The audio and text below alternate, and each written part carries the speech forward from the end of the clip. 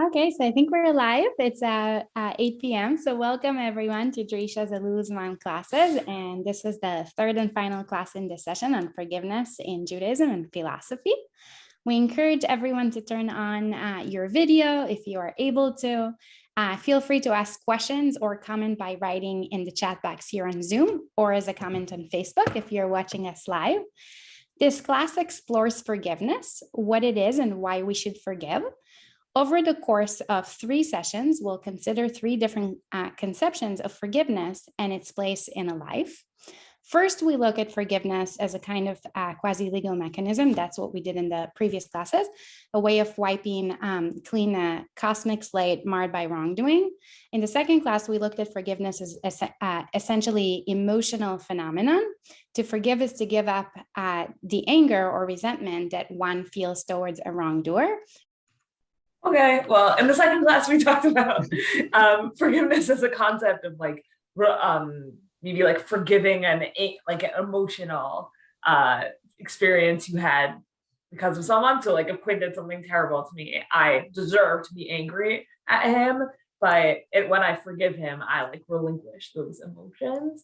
And maybe with that, we'll move on over to Quinn's introduction of our topic today. Great. So, and I just want to make sure I just want to make sure it wasn't just on my end. So am I coming through okay for okay, great. Yeah. So we've had these two views, and I think, not least because of things that, if I'm remembering, Mona brought up on our very first day together, you might just have a lingering thought that something is still missing from this picture. So one way into this idea is if we just ask, why are we in the business of forgiving? Well, here's one important answer, an answer that seems to fit quite well with the view we talked about last time, where forgiveness is about letting go of an emotion like anger. Maybe we forgive in part to heal ourselves. Anger is this really difficult, painful thing, and we need to let it go sometimes. Maybe, to harken back to the first session we had together, we forgive in part because the wrongdoer has paid their debt in some sense. But it still seems like there's a piece of the picture, a sort of part of the point of forgiving, that hasn't been captured if we just focus on these two pieces. That's the idea that in some way or another, forgiveness is about addressing a kind of rupture or damage in a relationship. And if we think that that's a sort of that's part of what seems not just accidentally connected to forgiveness, but an essential piece of it, that when we forgive, we're trying to put something back together or heal, not just ourselves, not just like a recognition of a debt, but heal the space between us, then we're going to need to develop or think about a view that is able to get that piece of it into the story. And so, Leah, I'll pass it over to you for our first passage discussion. Okay, Evie, since you're back now, hey, would you mind putting the source sheet into the chat? Yes. No. And welcome back. So, folks, we generally prefer to see all your beautiful faces and not screen share. So just when Evie puts the source sheet into the chat, just open it up and organize your computer screen as you will, or it was also sent out in advance to people who registered. So maybe you printed it out in advance even if you're fancy. But if you don't want to do either of those things and you want to actually, take out your Tanakh, we're in Genesis 50 right now. And we are at this amazing moment where, one of the greatest wrongs people do against each other in the longest single story in all of the Torah is Joseph's brothers selling Joseph as a slave. Joseph goes off to Egypt, and then Jacob obviously is lied to, and it's this whole tremendous drama. But at the very end of that story, after Jacob dies, that's where we are. We're Genesis 50. Jacob has died. Jacob has been buried. Everyone has returned to Egypt. And now without Jacob in the picture, somehow Jacob was maybe this peacekeeper amongst his sons, or they knew that Joseph's love for Jacob and Jacob's love for all of the sons would protect the other brothers. But Now Jacob is dead. So we have by Yeruach Yosef Kimit Avihem. Joseph's brothers saw that their father was dead. V'yomru Lu Yistaminu Yosef v'hashiv yashiv lanu et kol hara asher gamalanu oto. What if Joseph is still angry at us? What if Joseph still bears a grudge against us and pays us back for all the wrong we did to him, right? So that's kind of our that was maybe our first understanding of forgiveness, is that like, like you're owed something, and like maybe it's like when what you're owed is fulfilled, then like that's forgiveness. And so that's kind of the brothers' assumption. They're like, well, we haven't gotten it, like we haven't paid our due to Joseph yet. So like there's something bad coming our way. He's gonna sell us as slaves. Maybe that would be justice. So they send a message to Joseph. They said, Yosef more. Before his death, your father left this instruction, which, by the way, we never saw this instruction. Is this true? Is it not true? In the rabbinic understanding, this is a lie. But okay, who knows? So the brothers say, this is what dad told us to tell you, Joseph. Ana sana pesha achacha v'chatatam kira'a gemalita. Forgive the offense and guilt of your brothers who treated you so harshly. Therefore, please forgive the offense of the servants of the God of your father. So that's how they ask for forgiveness, not even in their own name, like in like faux the name of their father, like made up the name of their father, and they're not going to do that, in my opinion. So I'm sure I'm excited once we read through it to hear what you have to say. I think that's kind of clever on their part. Like, they know that Joseph's allegiance to their father is so strong, and that since and that the first thing Joseph says to his brothers is, "I'm Joseph. Is my father still alive?" Like that. That's really this like driving principle in their relationship to date. So using in the name of their father to ask for forgiveness is very beautiful. And by the way, this is also the source. We've seen this in like secondary sources. But when the Talmud says that you need to ask for forgiveness 3 times, it actually comes from this verse, that there seems to be like this sort of like 3-part repetition of their guilt and their apology going on even within this one line. And what does Joseph do? Vayivk Yosef v'doveram elad. Joseph cries as they're speaking to him. Joseph is such a crier when it comes to his brothers, and here he is crying again when they ask for forgiveness, or when they say, "Our father asked for forgiveness." The other thing that's like fascinating is that's like confusing, is it sounds like they sent a messenger, like they tavu El Yosef more, but then here it seems like they're talking to Joseph. So like, how did this actually play out? Very difficult to know like what's really happening here.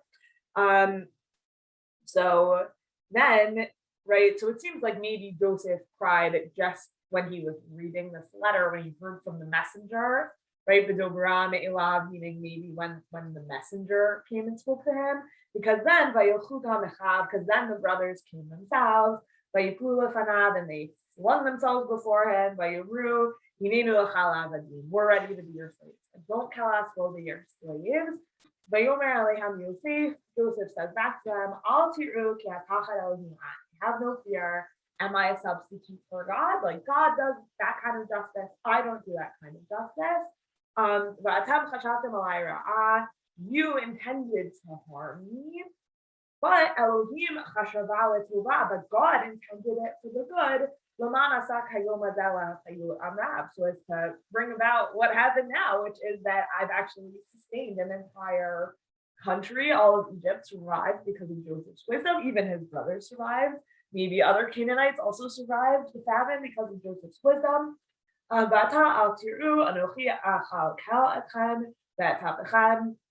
Don't worry, I'll sustain you and your children. Not only am I not taking you as slaves, I'm actually going to take you under my protection.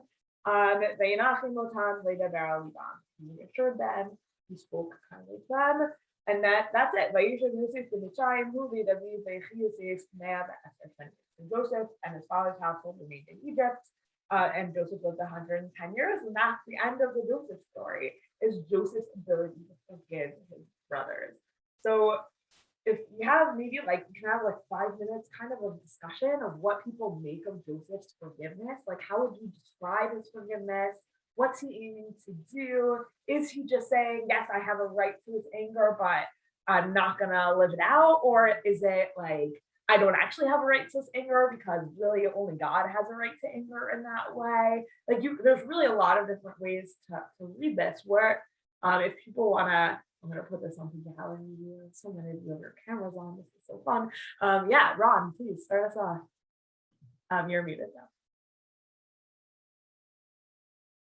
I don't know if I'm answering the question, but when Joseph includes the business of providence, this is what God wanted. This, how does that how does that connect with the forgiveness? Is that a reason that he forgives, or is that an added piece? Would he not think it was God's providence? Would he still forgive? I don't know. Yeah, and like if it had gone poorly for Joseph in the end, I mean, that's the other weird piece of it. Like Joseph kind of says, oh, like it all turned out for the good in the end, so it's fine. But really, he was a slave, he was in jail. Like there was a lot of not good that happened in the meanwhile. And he just says, oh, but like when you look at it from this bigger scheme, yeah. And then so we have Ozzy in the comments saying, it's not, this isn't forgiveness. He just says, I'm not gonna like take it out on you. But maybe he doesn't. Yeah, maybe he's not saying, I totally like, I'm gonna let go of my anger about. Maybe it's not forgiveness, says Ozzy. Yeah, Chaya. I think like the conversation we're having is not about free will, but he kind of like completely, I guess you don't have to read it this way, but you could read it as him just taking away all like agency and responsibility from the brothers' choices. So he's not forgiving something that they did. He's just kind of saying like, you didn't have a choice and this wasn't you acting, which is kind of like, I'm thinking like for real life in a certain way, if someone forgave me that way, I might be offended. Like, not because like it was me being mean and I want to own that, but just it's not really forgiving them personally. It's just separating them from the problem, which I think is an interesting way to approach just like sin and behavior in general. I don't know. I think that's a great response to Ron also, right? Which is that actually he's saying like, the reason he brings in God is because he's not, or and maybe also Ozzy, right? He's not engaging with the brothers. Like if anything, he's angry at God, and what he's doing here is actually forgiving God, maybe, but then not actually engaging with the brothers, because maybe the brothers didn't have agency, or maybe he's just more angry at God than he is at the brothers, or something. Matthew says maybe it's more of like a condoning, right? We had used that language before of just like, okay, we're gonna be in a relationship even though this terrible thing happened, but we're not gonna move on from it. Yeah, all those are possibilities. Evie, are you raising your hand, or you're just touching your head? Okay. Does anyone else have thoughts about this text or questions or ideas? Yeah, Lisa. Comes into my head is that he needs his brothers. I mean, without his brothers, he's Egyptian. I mean, his brothers really are the only thing that make him an Israelite. So he's still very connected with them, and there's still a mutuality there. Fascinating. Yeah. And I think that's kind of where I was thinking about with this text, not in those exact, in that exact words, which I think is very interesting. Like he needs them to maintain his like Israelite, Canaanite, whatever identity, which I think is fascinating read. But I think the other piece of it, the other piece of what I want to say is going on here is maybe sort of like a turn towards repairing of relationship. That actually, you know, there could be all of this anger, there could be all of this like tit for tat, like I need to punish, I need to whatever, and he's in a position to exact whatever punishment he wants, and he chooses not to, because he leans back into the relationship and into actually choosing to heal the relationship, maybe for the reasons why Lisa is suggesting, which is maybe he has some other motive of like this is a core link in his identity, but maybe also because that's and this is kind of where we're headed today, is that repairing relationship is this like almost definitional piece of forgiveness. Mona, do you want to say something quick, and then we're going to keep going? Sure. I think in keeping with the relational focus, one of the things that's most painful about the story is that the brothers didn't respond or notice that Joseph was suffering in the pit. There's various, I think, midrashim about that, and they really turned away from him, which may have been the cruelest blow of all. And here they're turning towards him, and they are acknowledging to themselves, I'm not sure they're thinking he's hearing them necessarily, what, for all the wrong we've done. And Joseph, I think, feels connected to them for the first time, and then he cries. And I think that crying is part of his yearning for connection with the brothers. I think he needs the brothers. I agree. He needs them for their connection to the Jewish people. But I think it's more than that. I think he's really, the dynamic of him being separate from his brothers is throughout the story early on. And this is a reparative moment. Yeah. I think focusing in on that crying is a really beautiful, is like a really beautiful point in the story. Like, it's not that Joseph, right? And that's, I think, an argument against the like condoning theory that's been floating here, that Joseph is just like, there's no forgiveness here and he's just moving on. Like, I don't know that the Torah tells us about people crying when they're just moving on. So yeah. Okay, Quinn, take it away. So I just wanted to make like a few quick comments. So one,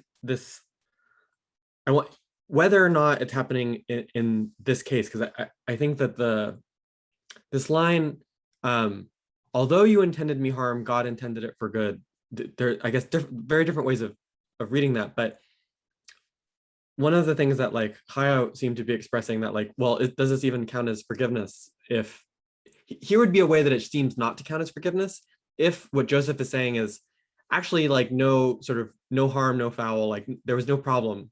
This is all working out for the greater good. So I'm kind of refusing your acknowledgement that you had wronged me. And whether or not that's what's going on in his saying, although you intended me harm, God intended it for good, I think it does speak to something really central, which is that in a case of successful forgiveness, there's this kind of mutual acknowledgement of wrong being done. It has to come from both sides. And if sort of either one of the sides is not interested in acknowledging a wrong, then you can't have sort of forgiveness in its full-fledged form. And I think that again sort of speaks to this kind of relational element. So there are lots of other things that in what came up in this conversation that I think we'll actually see come up as we go along. So just as I've done in these past few sessions, what I'm going to do over the next few minutes is offer a kind of picture, a philosophical picture, that makes sense of, I think, at least certain elements of a story like this one, and that we can use to see forgiveness in a particular light. So one of the central elements of forgiveness that I've emphasized over and over again, and that we've sort of, Leah and I have both argued or suggested has come up in various passages, is this idea that forgiveness is bipolar.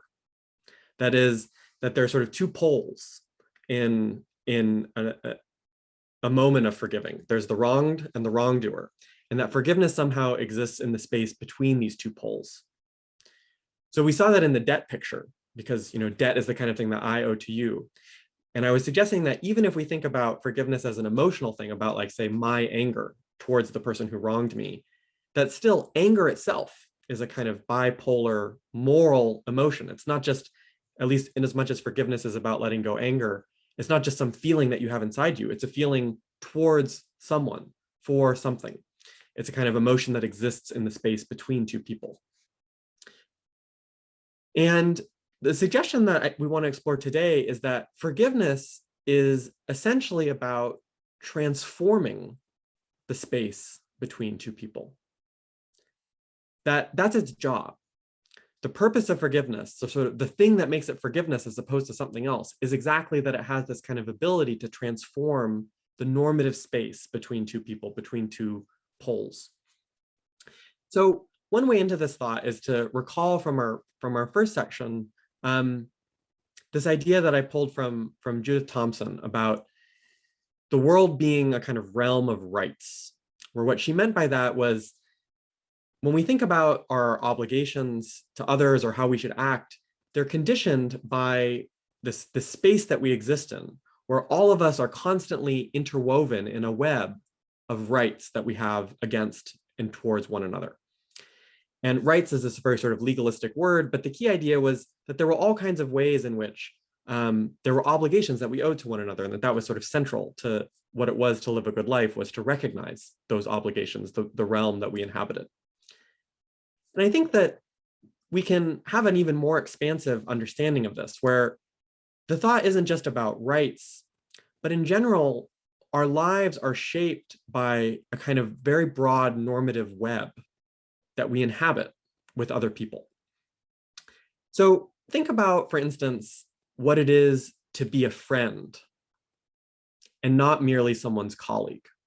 Imagine a case where you had a colleague at work or at school or whatever it might be who became a friend. Well, what's the difference? What was in that becoming? Well, it seems like part of what it is to be a friend has to do with the kind of normative relations you stand in.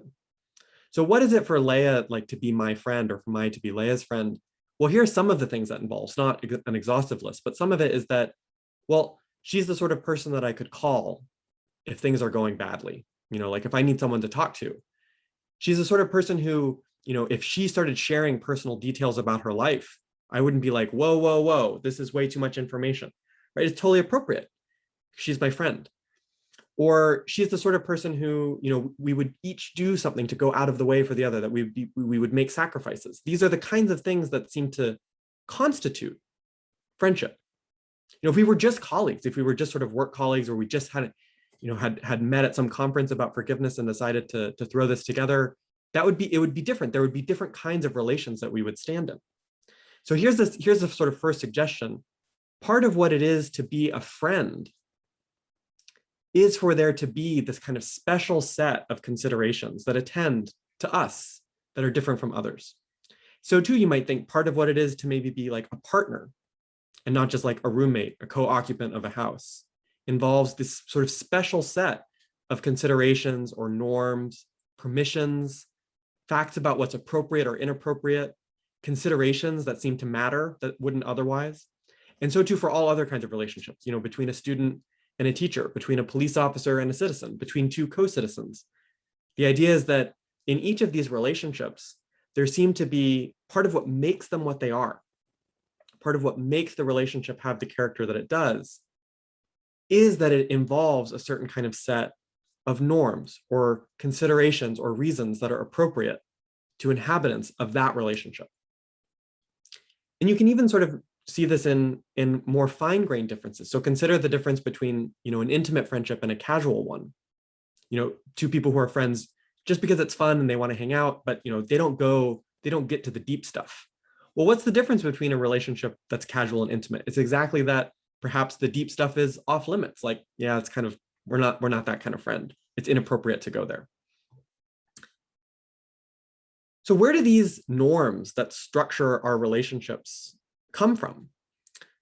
Well, sometimes they come from explicit commitments. So why is it a norm that governs our relationship, like the one that I have to each of you, that I needed to prepare for this class? Well, that came from an explicit agreement that I made with Leah. Like I said, yes, I'll teach this class. Let's do it together. Why is it that sort of we had obligations to each other with respect to this class to prepare? It's because we made explicit agreements. Sometimes it might be something like a contract. So like, why do I have obligations to my students at my university? In part because I signed a contract. Or maybe there's sort of verbal agreements, like saying I do in a marriage. That invokes all kinds of norms that weren't present before. So sometimes I think we build these norms, we enter into these structures because of explicit agreements, contracts, promises, assurances.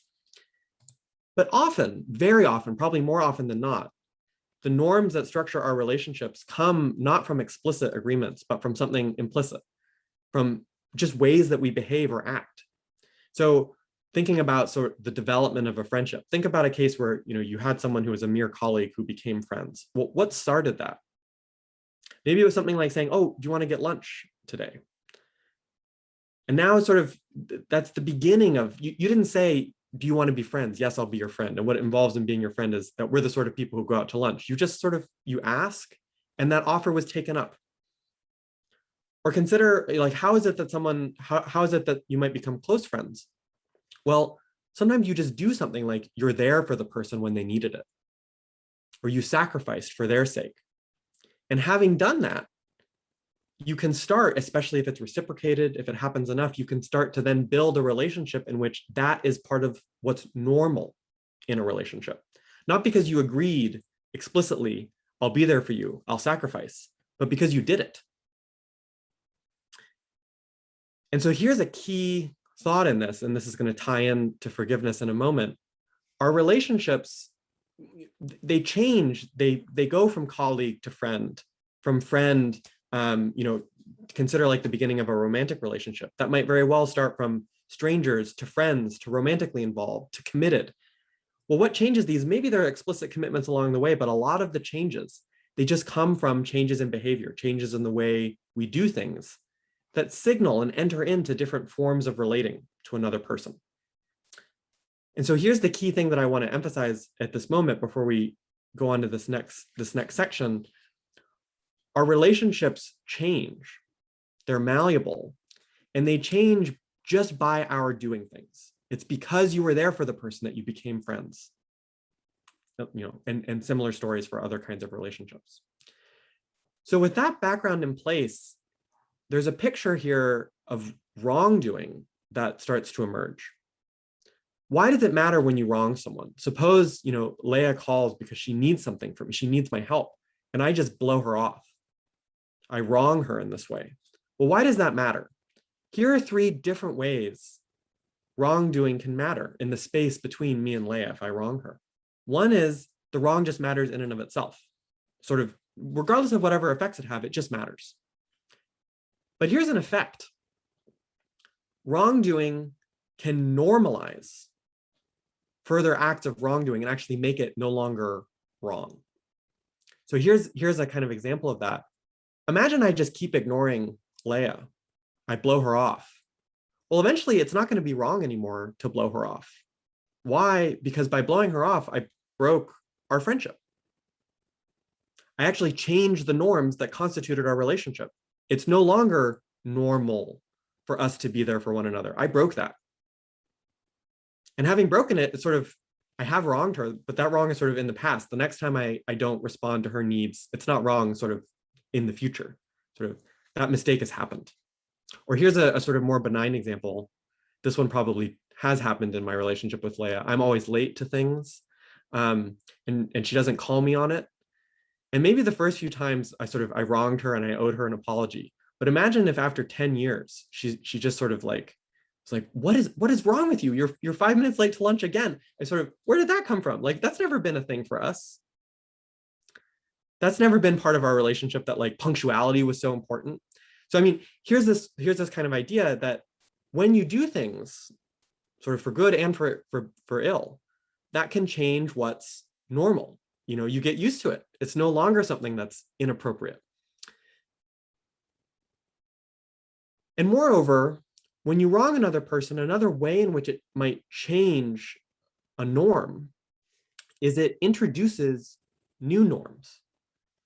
Norms around what we might think of as debt repayment, very crudely speaking, or emotional warrant, to call back to these first 2 pictures. So here's something that changes if I've wronged Leah.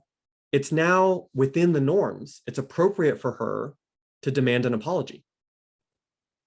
It's appropriate for her to be angry where she wasn't angry before. Where it would have been inappropriate before. If I blow her off, now a certain kind of anger is warranted that wasn't present before. And there are other things that might be warranted by wrongdoing. She might suspend her trust in me in all kinds of ways. Again, it depends on the wrong.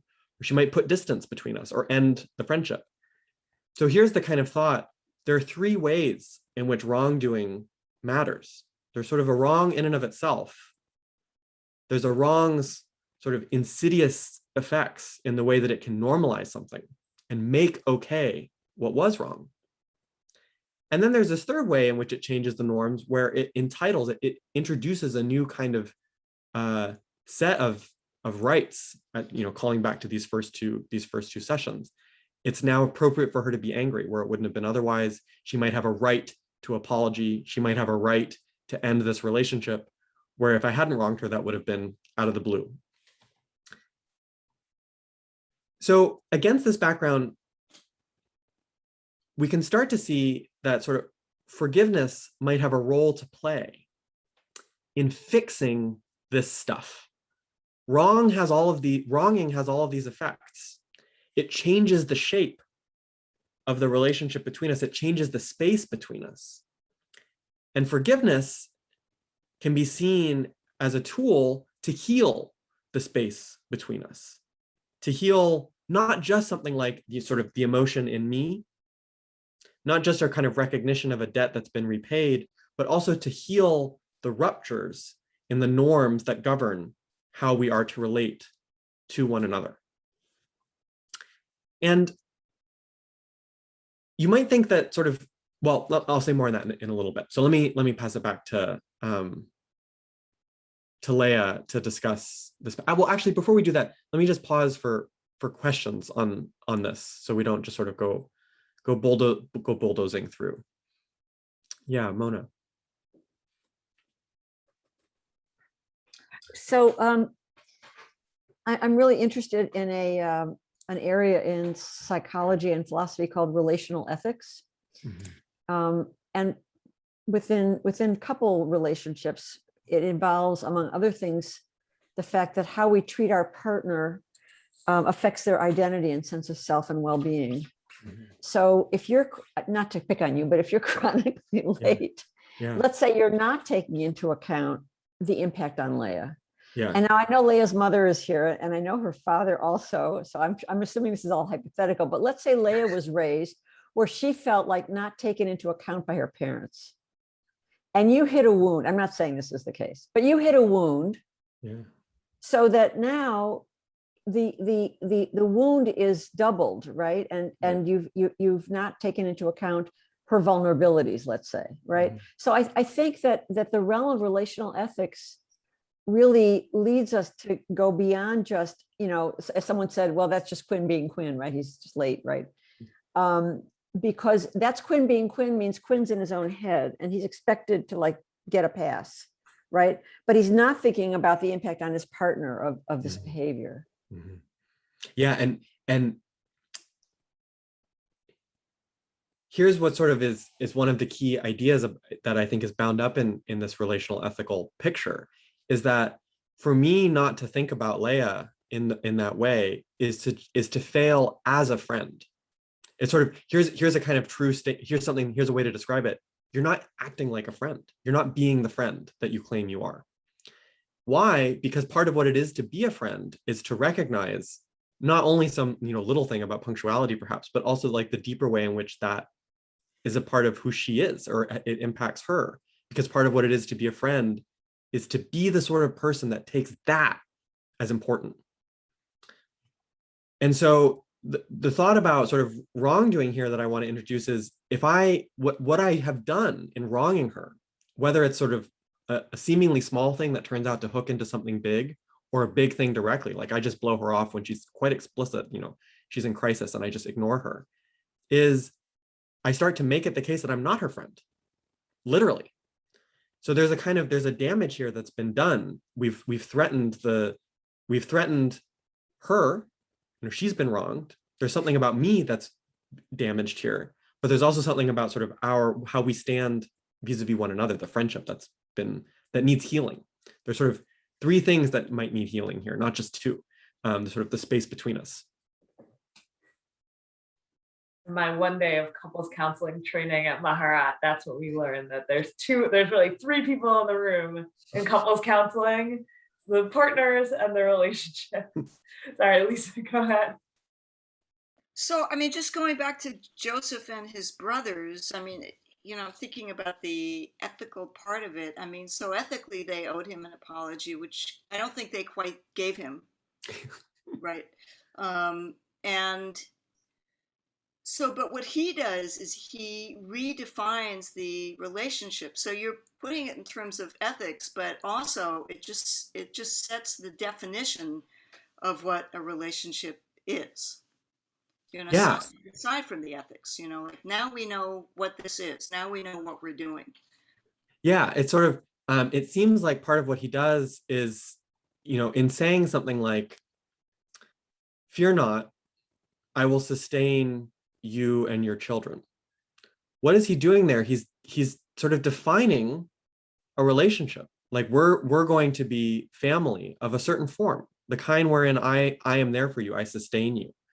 And that's sort of part of why Leah and I were interested in this passage in connection to this idea, where suppose that was a case of forgiveness, however flawed the apology might be, the thing that really brings it together is that he says, well, here's what we're going to be to one another now. You, my brothers, have sort of threatened to wreck, or you did wreck the space between us. But what I'm doing is sort of building here a new relationship, one that was undermined by their actions, because all of what they've done sort of suggested that they're not the sort of people who, they're not family in a kind of rich sense. They weren't there for one another. They didn't sustain one another. I think we should keep going just because yeah. time is short. Okay, so we're going to move on to this like amazing, rich Mishnah in Bava Kama. We're in Parak HaChovel. So we're in the 8th chapter of Bava Kama. And the 8th chapter of Bava Kama is what lays out what people, if I harm, now we're moving into the world of bodily harm. I do bodily harm to Quinn. What do I owe him? So how is restitution calculated? And the first Mishnah in the chapter lays out that I owe him nezek, tsar, ripui, shavet, boshet, right? I owe him 5 different kinds of restitution, which are, damage for the, like, it's like if I sold him on the slave market with a nose and then sold him on the slave market without a nose, what would be the difference in that value? And then pain is tsar, so that's like, Quinn, how much would you pay me for me to break your nose? And then ripui are his medical bills, shavet is the amount of work he misses, and boshet is one of the more complicated ones. Boshet is how much embarrassment did he suffer by not having a nose, and how much, and like turning that into like a monetary amount that I repay him. But at the end of that chapter, that goes into all of these complicated rules about how to pay, how to calculate and pay for all of those different kinds of damages that are included in Quinn no longer having a nose because I injured him in that way. The end of that chapter ends as follows: even though I had given Quinn all of these 5 different kinds of restitution, I am not forgiven. I'm not forgiven, right? So we're not talking about, did I repay him? I've repaid him. But restitution is different than forgiveness. And I am not forgiven until for doing this damage to Quinn, until I ask for forgiveness from Quinn. So there's a 2-step process. There's the payment of the restitution, and that's insufficient. And so then, in addition to all this restitution, which, by the way, it's not a straightforward type of restitution, right? It's a restitution that's very holistic. It really involves me like quite intensely looking into the pain that I caused Quinn, the social pain I caused him, the suffering to his career, what it felt like for him to be in the hospital for all those days. Like the very holistic type of restitution that the Mishnah lays out. But in addition to all of that, I have to ask forgiveness. And then the Mishnah goes, and I'm going to get to these proof texts in a second, but skip the proof text for now. And then the Mishnah goes on to say,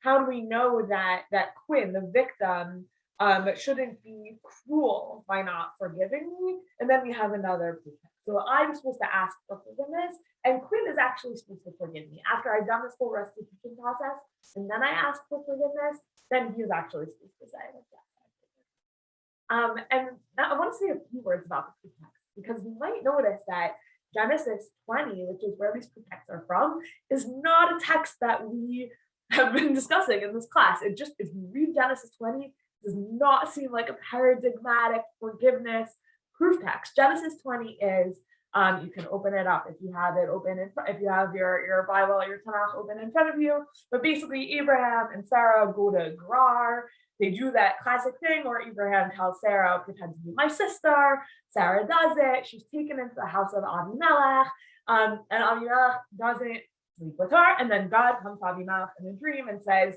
whoa, this woman you've taken into your house is married, blah, blah, blah. And then everyone becomes sick, and no one in Avimelech's house is able to conceive, and there's all this whatever. And then God says to Avimelech, and that's our first proof text here. Well, first of all, God says to Avimelech, if you want all the stuff that's going wrong in your house to heal, you have to go to Abraham, you have to return his wife to him, and you have to, and then he'll pray for you, and then he'll get better. So we have return this man's wife because he is a prophet. And he'll pray for you and you'll live. And if you don't do that, then you're gonna die. So then Avimelech gets up, but instead of actually like apologizing exactly to Abraham, kind of yells at Abraham. He's like, why did you possibly do this to me? You lied to me. It's so terrible. And Abraham's like, well, I thought you would kill me because of my wife.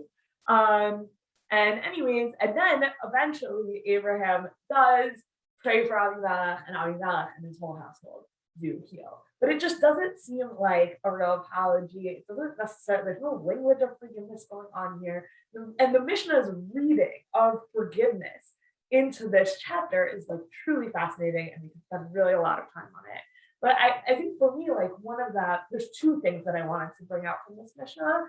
And then I actually think we're gonna have to keep going, unfortunately, even though we planned a lot of discussion about this, is that the two things I wanted to bring out was one, that rest in this chapter, that is if I said to someone who knows the Mishnah or the Talmud well, where do we talk about restitution? They would be like, this chapter. But the chapter about restitution ends with forgiveness, because forgiveness is the final step of restitution. It's not, and restitution alone is insufficient. That's the end of the chapter about restitution, is that forgiveness is a separate step, and it's insufficient without requesting forgiveness and receiving it, but that you're supposed to give forgiveness.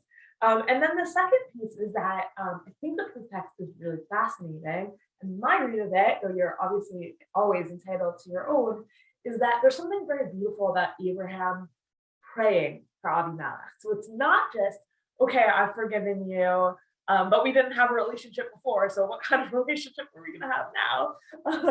It's, I forgive you, and I care about your household now. I've forgiven you, and now we have a completely different relationship than we did at the start. And now we have a relationship where I care about you, and actually I'm gonna pray for you, and that our relationship is not only rebuilt to what it was, but actually completely reconstituted in a much more intimate and loving way than it ever was before. And that's really the relational power and possibility of forgiveness as laid out in this super evocative Mishnah that we don't have sufficient time to discuss.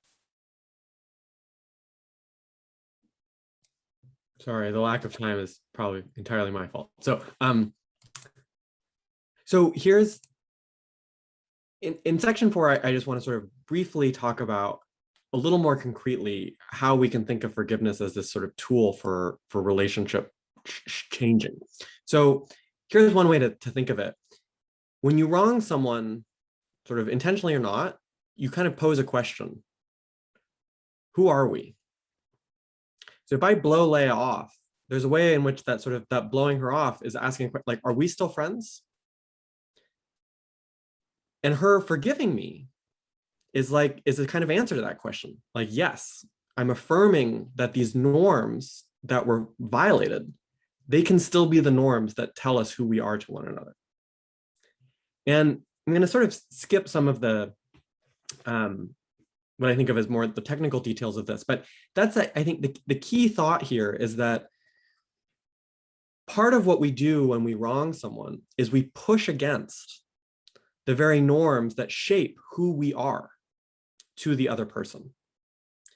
And to forgive is to undo the damage that is threatened by the wrongdoing. It's to together say, hey, this isn't going to be normal. That wrong is not normal.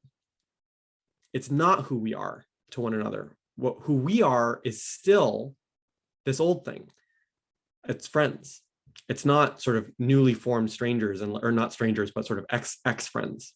And likewise, it's not, to forgive is to say we are not wrongdoer and victim, sort of perpetrator and victim, because that's its own kind of relationship. If I wrong Leah, it could be that for a time our relationship is in part characterized by her being a victim of my hurting her and my being a wrongdoer. What would characterize that relationship? Well, it's to sort of be in a position to demand apology, that I need to do certain. To forgive is to say, well, that piece of it, we can put that behind us. It's having been acknowledged or having healed, we are no longer sort of perpetrator and victim. We're also not ex-friends, we are friends.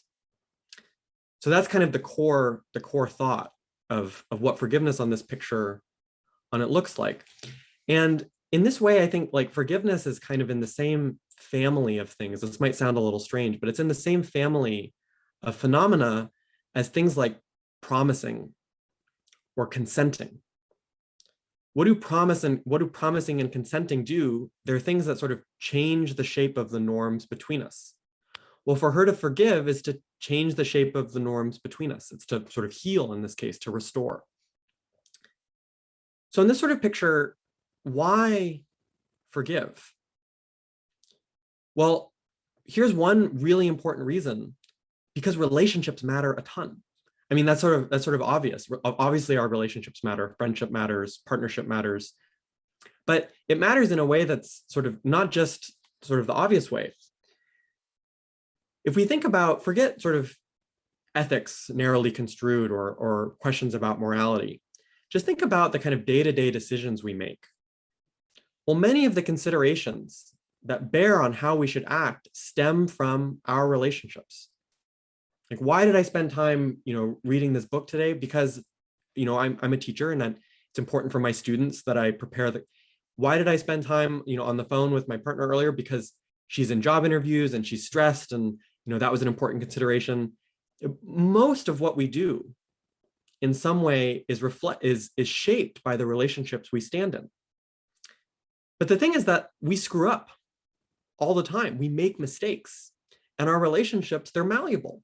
They're not necessarily fragile, but they need work. They need tending to, because when we screw up, or when people screw up with us, that sort of has an impact. It threatens the integrity of the relationship. The relationships that structure our whole lives, that structure who we are to one another, that structure our own identities.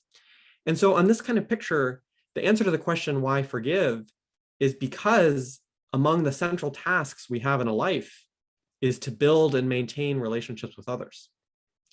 And kind of almost inevitably, we screw it up. And so we have to do something about the screw ups. We have to heal. And in a more local question, when we ask, like, why forgive in a particular case, I think the answer to the question, and sometimes the answer is, well, maybe you shouldn't forgive.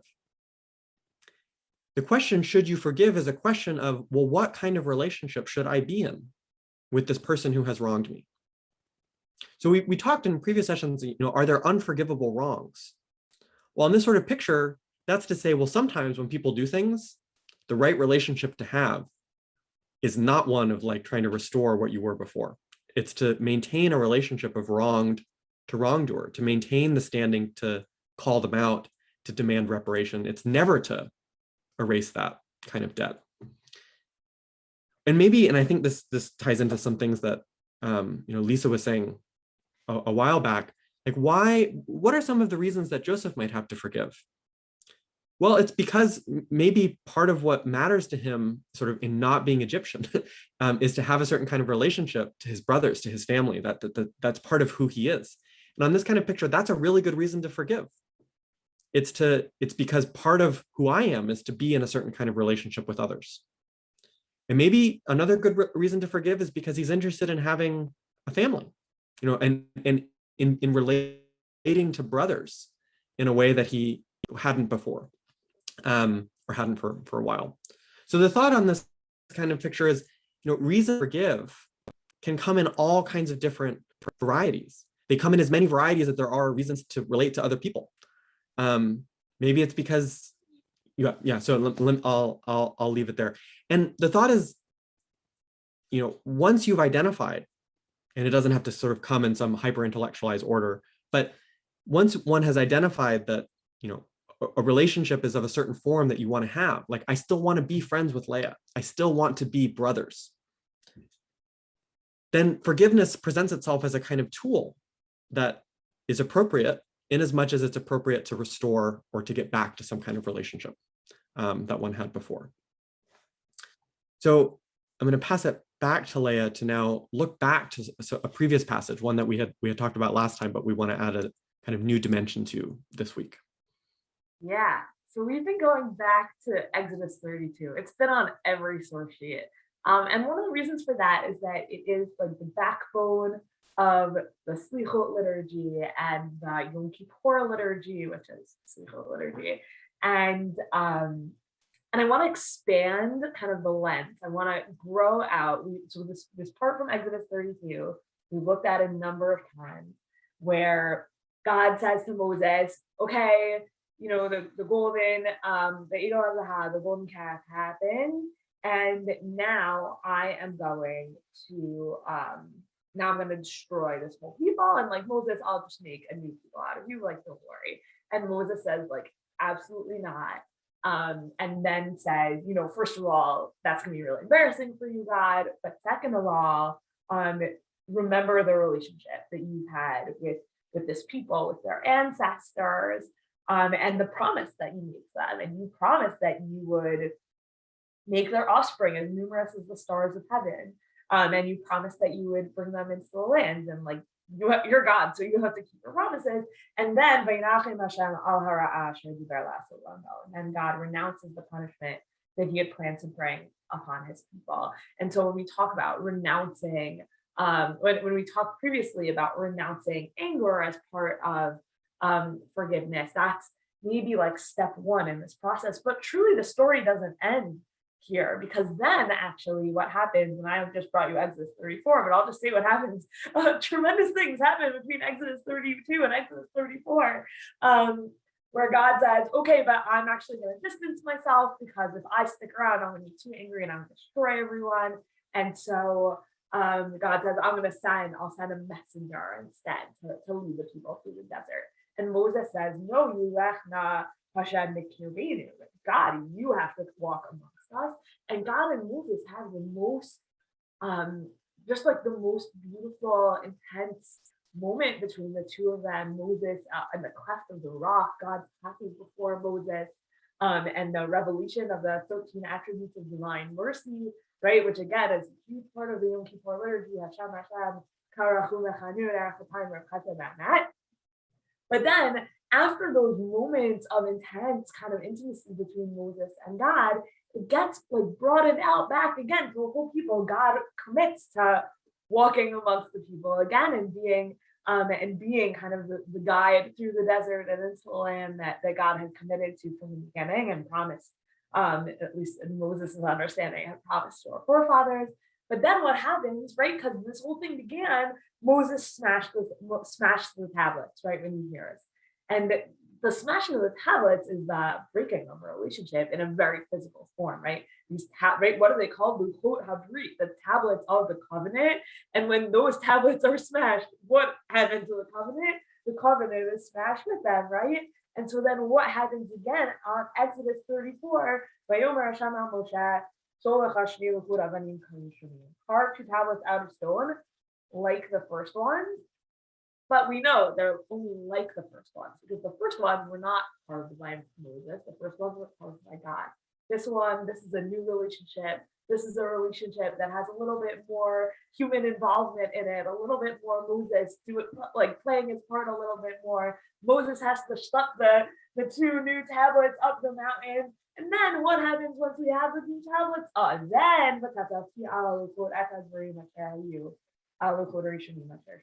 Then I'll inscribe upon the tablets the words that were on the first tablets, which you, Moses, had shattered. So that we have this reconstituting of the relationship on slightly different terms. It's maybe a new relationship. The words are the same, but the whole way the words come into being on the tablets is completely different. And there's really a new relationship built here. And the Gemara in Tani says that the day that the day of the second tablets were given, that day is Yom Kippur, says the Talmud in Tani. So the day that this new commitment to a second new relationship built on forgiveness happens, that's the type of forgiveness that Yom Kippur is commemorating. And the Gemara in Tani says that is the day of Slicha and Mechila. That is how we know that Yom Kippur is the day of Slicha and Mechila, which are these two words that we have not had the chance to get into, but both mean something on the order of forgiveness. And that's really what the day of Yom Kippur is all about, is this new constituted and the possibility of newly reconstituting those relationships through forgiveness. So I think maybe we'll skip right to our sort of concluding thoughts. Is that good with you? Yeah. So in closing, one thing that I want to just suggest is that, like in philosophy, we're very interested in sort of all participants in a debate typically agree that there can be at most one true view, only one theory of a given phenomenon. And so I think, in as much as sort of from a kind of philosophical point of view, there's a real question, and I think an important question, about which of these is correct, which, if any of them, are sort of can serve as the true theory of a really deep and important phenomenon in our lives. But when we step sort of away from the seminar room, when we see a kind of like value in philosophy outside of doing the activity and just in its ability to shed light on our life and on this really important phenomenon in our life, I think that there's something that each of these three views, whichever one sort of turns out to be in the end correct, that each of them is getting at something deep, important, and profound that is worth recognizing. So in the first account, this idea of forgiveness as a kind of waiving of a debt, we find an idea that wrongdoing changes the kind of standing that we have with one another. And that when we wrong another, we owe something to them. We owe it we owe another person to make it right. And that can take different forms. It might be apology, it might be restitution, it might come in a form of ritual, it might not, but that there's something that we owe when we do wrong. And likewise, when we are wronged, that there's something important about recognizing when someone has paid their due. That there is such a thing as sort of, even if it's not all of what there is to apologizing or all of what's involved in the phenomenology of forgiveness, there is this core essential truth, which is it can be that someone, at least for some wrongs, is able to pay their moral debt.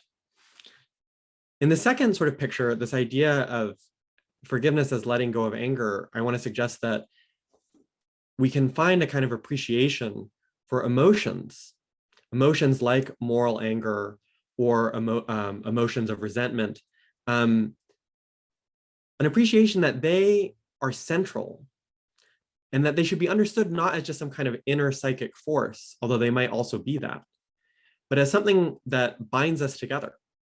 It's our emotions are things that sort of, they're about others, and they have within them sort of embedded and deeply committed moral judgments, and that we shouldn't see a kind of contrast between reasoning or ethics or morality on the one hand and emotion on the other, but that emotions are kind of part and parcel of what we're doing when we think about ethics, when we try to live an ethical life.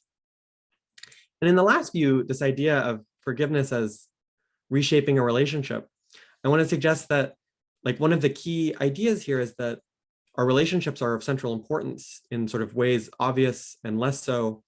And forgiveness is a kind of necessary tool in a life exactly because we're really good at breaking them. We're too good at it. And because it seems like a deep part of the human condition that these things that structure our lives, that structure who we are and who we are to one another, are malleable, that we hold them in our hands. And because we hold them in our hands, we need a tool to fix what our hands occasionally break.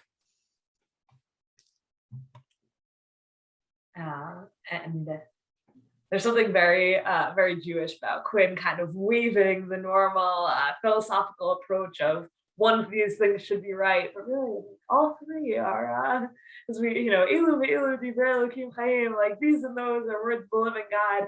And we can, in Judaism, we're very good at holding multiple different approaches all at once in our heads. And I think so too here.